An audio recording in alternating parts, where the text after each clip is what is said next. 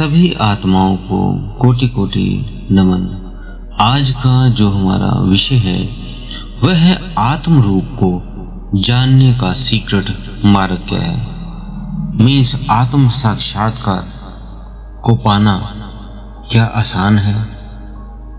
तो क्या कोई पाने का इसको आसानी से रास्ता है?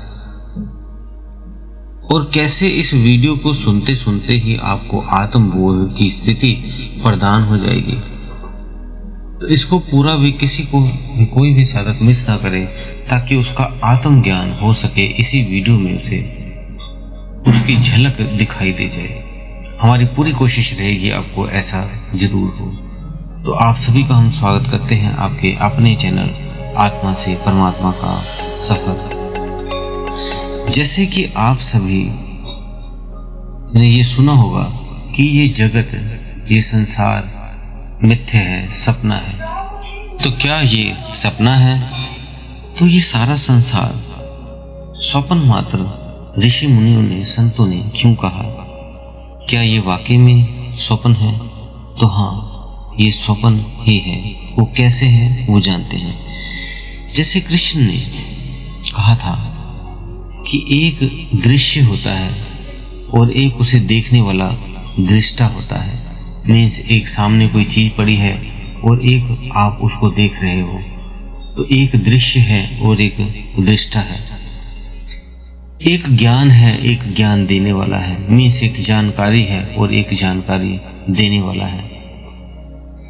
जो भी ये आप चीजें देखते हो, अगर तो वो सत्य है फिर वो आत्म रूप से मिलता है, अगर असत्य है तो नहीं मिलता है। आप देखते हो पेड़ पौधे उगते हैं, खत्म हो जाते हैं। घर बनते हैं, कुछ सालों बाद वो नष्ट हो जाते हैं। सड़कें बनती हैं, वो नष्ट हो जाती हैं। कई वस्तुएं पैदा होती हैं और कुछ दिनों में, महीनों में नष्ट हो जाती हैं।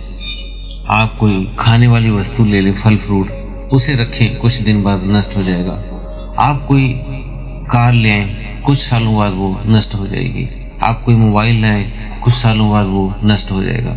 तो जो चीजें आपके दृश्य में हैं और वो नष्ट होने वाली है, तो उसको स्वप्न कहा गया है। तो ये इसीलिए सारे जगत को स्वप्न कहा गया है कि ये सारा, क्योंकि ये नाशवान है, नष्ट होने वाला है। इसीलिए इसे असत्य कहा गया है। जो चीज हमेशा रहे और कभी भी ना बदले, उसे सत्य कहा गया है। आप एक पेड़ को ही देखते हो, पहले वो छोटा था, फिर और थोड़ा बड़ा हुआ, फिर और बड़ा हुआ, फिर और बड़ा हुआ, फिर उसका झुकने लग गया, फिर धीरे धीरे झुक गया, टूटने लग गया, सूखने लग गया और मर गया। तो पेड़ का अस्तित्व सिर्फ समय के साथ था और वो खत्म हो गया। इसलिए वो भी असत्य है। जो मिट जाए जन्म के, वो असत्य है। तो इस सत्य की खोज में जब व्यक्ति निकलता है, तो उसे उस चीज को ढूंढना पड़ता है जो कभी नष्ट नहीं होती, जो कभी मिटती नहीं। वो तीनों कालों में सेम रहे, भूतकाल में भी ऐसे ही रहे, भविष्य में भी वैसे ही रहे और वर्तमान में भी वैसे ही रहे। तीनों कालों में जिसकी सेम उपस्थिति होती है, वो सत्य है।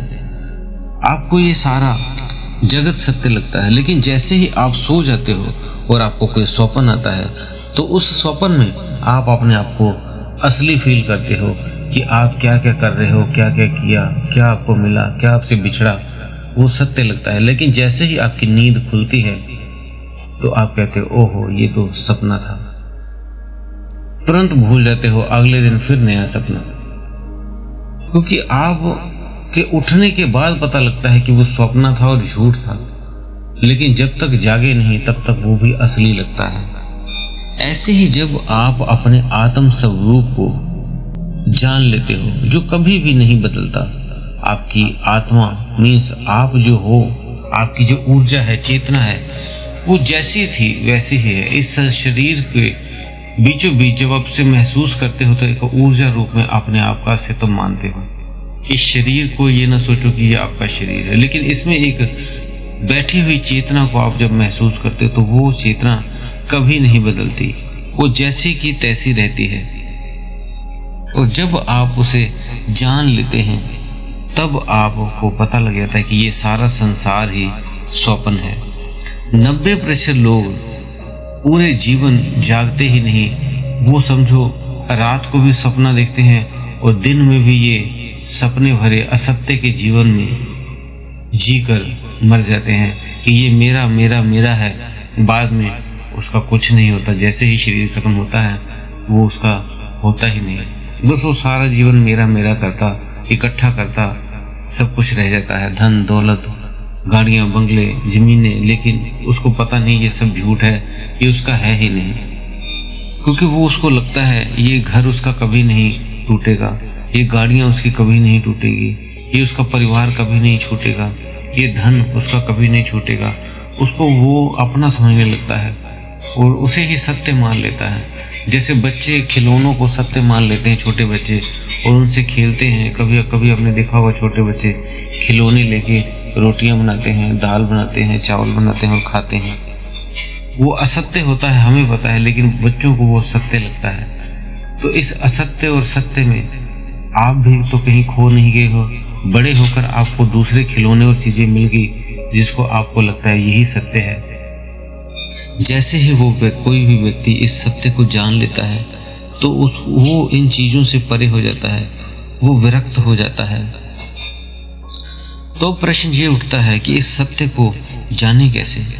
तो इस सत्य को जानने के लिए आपको ध्यान करना होगा। जब आप ध्यान करते हैं तब आपका चित्त निरोध होता है, और जब चित्त निरोध होता है तब आपको धीरे धीरे अपने आत्म स्वरूप के दर्शन होने शुरू हो जाते हैं। धीरे धीरे आपको स्वयं को देखना शुरू करते हैं।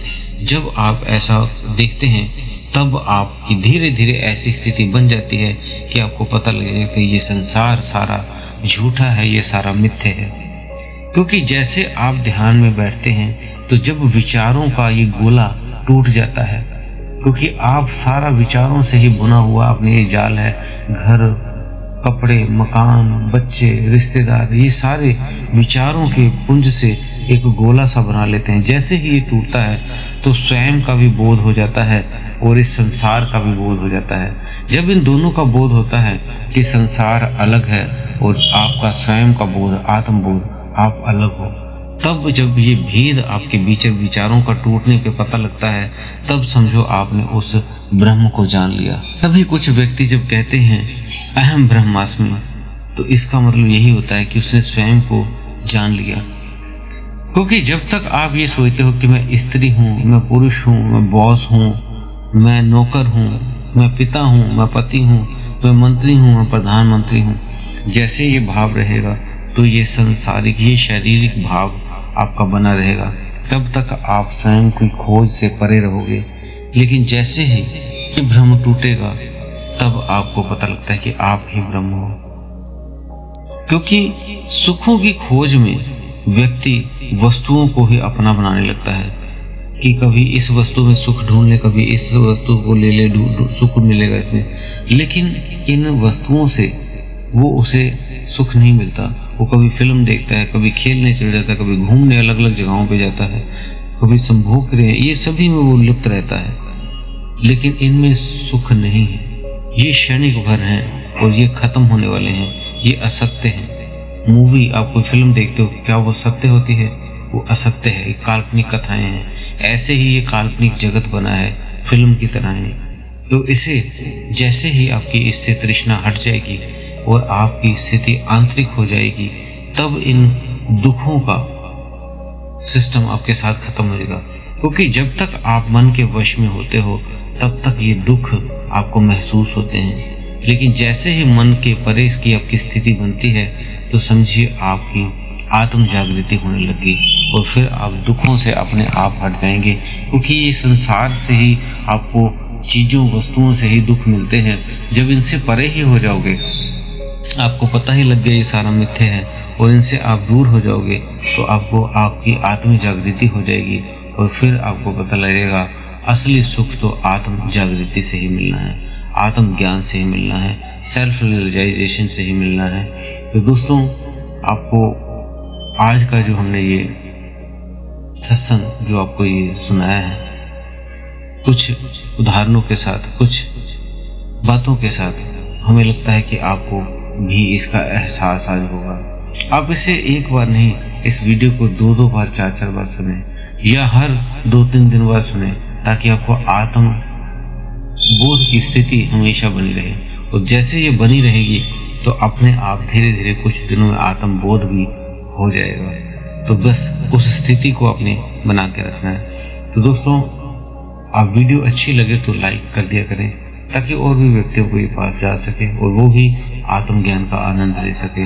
और दोस्तों, अगर आप हमारे चैनल पर नए हैं तो चैनल को सब्सक्राइब करके बेल बटन को दबा लें। इसी के साथ आप सभी से हम विदा लेते हैं। धन्यवाद।